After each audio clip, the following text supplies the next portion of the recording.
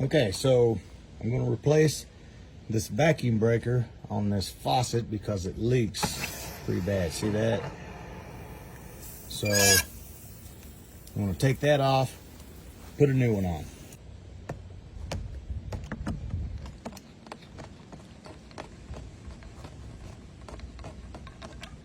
Okay, so it's got two parts. Like this.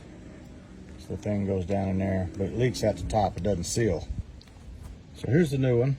I got it on Amazon for $7.49. So we're just going to take it, put it right on there.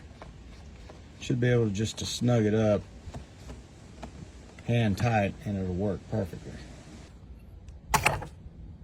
Works perfect.